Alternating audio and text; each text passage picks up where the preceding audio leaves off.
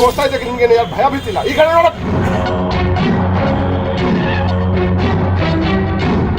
ಯಾರಿಗ ಥ್ರೆಟ್ ಮಾಡಿದ್ರೆ ನಾವು ಕೇಸ್ ಹಾಕೊಂಡು ಲೋಫರ್ ಒಳಗಡೆ ಹಾಕಿ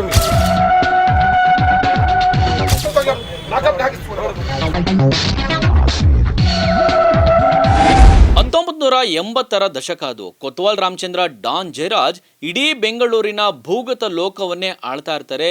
ಇವರಿಬ್ಬರ ನಂತರ ಇದೇ ಮುತ್ತಪ್ಪ ರೈ ಮುನ್ನೆಲೆಗೆ ಬರ್ತಾರೆ. ಇಡೀ ಅಂಡರ್ ವರ್ಲ್ಡ್ ಅನ್ನ ತಮ್ಮ ತೆಕ್ಕೆಗೆ ತೆಗೆದುಕೊಳ್ತಾರೆ.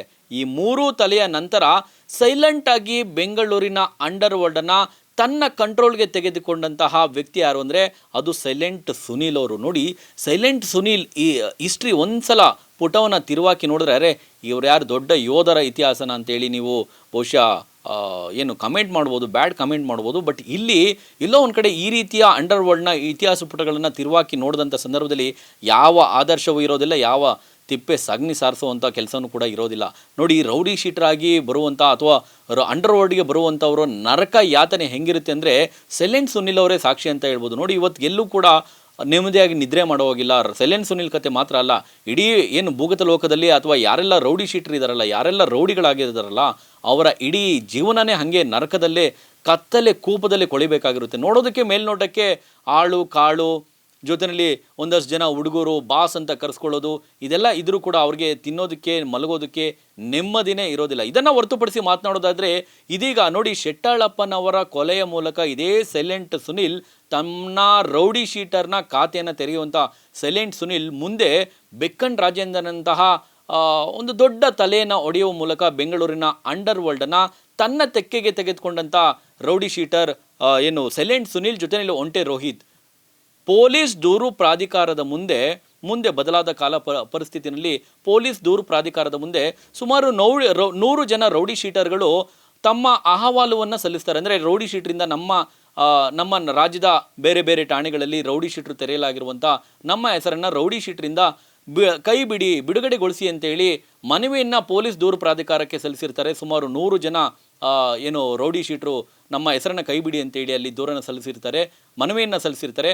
ಇದರ ಪೈಕಿ ಒಂಟೆ ರೋಹಿತ್ ಏನು ಸೈಲೆಂಟ್ ಸುನಿಲ್ ಅವರ ಸಹಚರ ಒಂಟೆ ರೋಹಿತ್ ಸೇರಿದಂತೆ ಸುಮಾರು 66 ಮಂದಿಯನ್ನು ಈ ರೌಡಿ ಶೀಟರ್ನಿಂದ ಕೈ ಬಿಡಲಾಗಿರುವಂಥದ್ದು. ಏನು ಅಮೃತಹಳ್ಳಿ ಠಾಣೆ ಸೇರಿದಂತೆ ರಾಜ್ಯದ ಬೇರೆ ಬೇರೆ ಠಾಣೆಗಳಲ್ಲಿ ರೌಡಿ ಶೀಟರ್ ತೆರೆಯಲಾಗಿರೋದಂತಹ ಸೈಲೆಂಟ್ ಸುನಿಲ್ ಜೊತೆಯಲ್ಲಿ ಅವರ ಸಹಚರ ಒಂಟೆ ರೋಹಿತ್ ಸೇರಿದಂತೆ ಸುಮಾರು 66 ಮಂದಿಯನ್ನು ರೌಡಿ ಶೀಟರ್ನಿಂದ ಇದೀಗ ಕೈ ಬಿಡಲಾಗಿರುವಂಥದ್ದು. ಜೊತೆಯಲ್ಲಿ ರೌಡಿ ಶೀಟರ್ ತೆರೆಯುವ ಹಾಗೂ ಮುಕ್ತಾಯ ಪ್ರಕ್ರಿಯೆ ಕುರಿತು 2022ರಲ್ಲಿ ಹೈಕೋರ್ಟ್ ನೀಡಿದ ಮಾರ್ಗಸೂಚಿಗಳನ್ನು ಪೊಲೀಸರು ಉಲ್ಲಂಘಿಸಿದ ಕಾರಣ ಸದ್ಯ ಸೈಲೆಂಟ್ ಸುನಿಲ್ ಹಾಗೂ ಒಂಟೆ ರೋಹಿತ್ ಸೇರಿದಂತೆ ಒಟ್ಟು 66 ಮಂದಿಯನ್ನು ಏನು ಈ ರೌಡಿ ಶೀಟರ್ ಪಟ್ಟಿಯಿಂದ ಕೈ ಬಿಡಲು ರಾಜ್ಯ ಪೊಲೀಸ್ ದೂರು ಪ್ರಾಧಿಕಾರ ಆದೇಶವನ್ನು ನೀಡಿರುವಂಥದ್ದು.